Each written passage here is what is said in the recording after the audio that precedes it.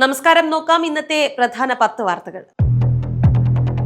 ഛത്തീസ്ഗഡിൽ 2 സ്ഥലങ്ങളിലായി 22 മാവോയിസ്റ്റുകളെ സുരക്ഷാ സേന വധിച്ചു.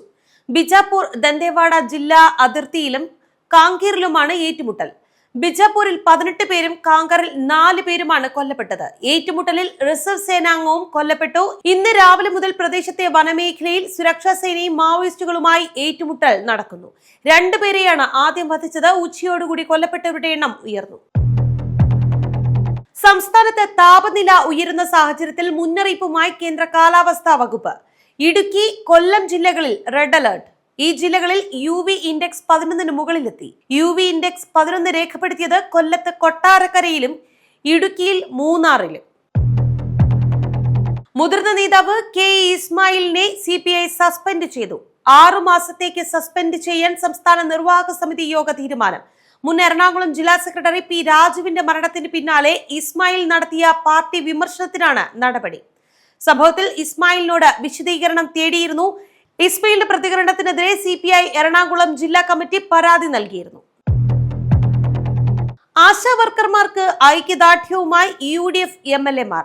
സഭ ബഹിഷ്കരിച്ച് സമരവേദിയിലേക്ക് മാർച്ച് നടത്തി പ്രതിപക്ഷം. സമരത്തിന് പൂർണ്ണ പിന്തുണയെന്ന് പ്രതിപക്ഷ നേതാവ് VD സതീശൻ.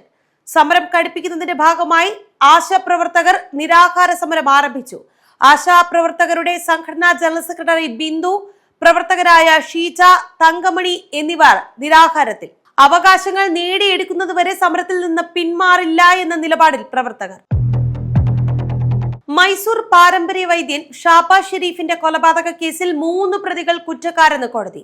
1-ാം പ്രതി ഷൈബിൻ അഷ്റഫ്, 2-ാം പ്രതി ഷിഹാബുദ്ദീൻ, 6-ാം പ്രതി നിഷാദ് എന്നിവരെയാണ് കോടതി കുറ്റക്കാരെന്ന് കണ്ടെത്തിയത്.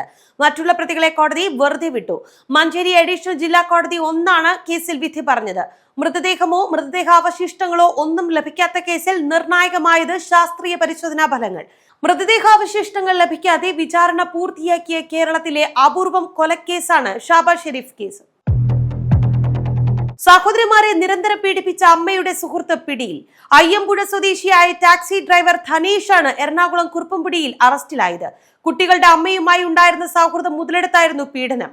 കുട്ടികളുടെ അമ്മയുടെ പങ്കും പരിശോധിച്ചു വരികയാണ് എന്ന് പോലീസ്. പീഡനത്തിനിരയായി എന്ന് കുട്ടി സഹപാഠിക്ക് എഴുതി നൽകിയ കത്ത് നിർണായകമായി. കുറിപ്പ് കാണാനിടയായ അധ്യാപികയാണ് പോലീസിനെ അറിയിച്ചത്. സംസ്ഥാനത്ത് സ്വർണ്ണവില വീണ്ടും റെക്കോർഡിട്ടു. പവന് 160 രൂപയുടെ വർധന. 1 പവൻ സ്വർണത്തിന്റെ വില 66,480 രൂപയായി ഉയർന്നു. ഗ്രാമിന് 20 രൂപയുടെ വർധന. 1 ഗ്രാം സ്വർണത്തിന്റെ വില 8,310 രൂപ. 20 ദിവസത്തിനിടെ വർദ്ധിച്ചത് പവന് 2,960 രൂപ. 6 മാസത്തിനുള്ളിൽ രാജ്യത്ത് പെട്രോൾ വാഹനങ്ങളും ഇലക്ട്രിക് വാഹനങ്ങളും ഒരേ വിലയിൽ ലഭിക്കുമെന്ന സാഹചര്യമുണ്ടാകുമെന്ന് കേന്ദ്രമന്ത്രി നിതിൻ ഗഡ്കരി. ഇലക്ട്രിക് കാറുകൾ ഓടിക്കുന്നതിനും പരിപാലിക്കുന്നതിനുമുള്ള ചെലവ് കുറവാണ് എങ്കിലും അവയുടെ മുൻകൂർ ചെലവ് വർദ്ധിക്കുന്നു. ഇലക്ട്രിക് വാഹനങ്ങളുടെയും പെട്രോൾ വാഹനങ്ങളുടെയും നിർമ്മാണ ചെലവ് തുല്യമാക്കാനുള്ള നടപടികൾ ആവിഷ്കരിക്കുകയാണ്. ഇതോടുകൂടി വൈദ്യുത വാഹനം ഉപയോഗിക്കുന്നവരുടെ എണ്ണം വർദ്ധിക്കുമെന്ന് കേന്ദ്രമന്ത്രി. ഹമാസ് അനുകൂല പ്രചാരണത്തിന് ഇന്ത്യൻ ഗവേഷക വിദ്യാർത്ഥി US-ൽ അറസ്റ്റിൽ. അമേരിക്കയിലെ ജോർജ് ടൗൺ യൂണിവേഴ്സിറ്റിയിലെ ഗവേഷക വിദ്യാർത്ഥിയായ ബദർ ഖാൻ സൂരിയെ ഇമിഗ്രേഷൻ അധികൃതർ അറസ്റ്റ് ചെയ്തു. ഇയാളെ നാടുകടത്തിയേക്കും. സൂര്യയെ ഇമിഗ്രേഷൻ ഉദ്യോഗസ്ഥർ പിടിച്ചുകൊണ്ടുപോയി എന്ന് ഇയാളുടെ അഭിഭാഷകൻ. IPL പുതിയ സീസണിൽ ആദ്യ 3 മത്സരങ്ങളിൽ രാജസ്ഥാൻ റോയൽസിനെ സഞ്ജു സാംസൺ നയിക്കില്ല. യുവതാരം റിയാൻ പരാഗായിരിക്കും രാജസ്ഥാൻ നായകൻ. രാജസ്ഥാൻ ടീം സാമൂഹ്യ മാധ്യമങ്ങളിൽ പങ്കുവച്ച വീഡിയോയിൽ സഞ്ജു സാംസൺ തന്നെയാണ് ഇക്കാര്യം വെളിപ്പെടുത്തിയത്. കൈവിരലിനേറ്റ പരിക്കിന് ശസ്ത്രക്രിയയ്ക്ക് വിധേയനായ സഞ്ജു ആദ്യ മത്സരങ്ങളിൽ ബാറ്റ് ചെയ്യുമെന്ന് രാജസ്ഥാൻ പങ്കുവച്ച പോസ്റ്റിൽ പറയുന്നു.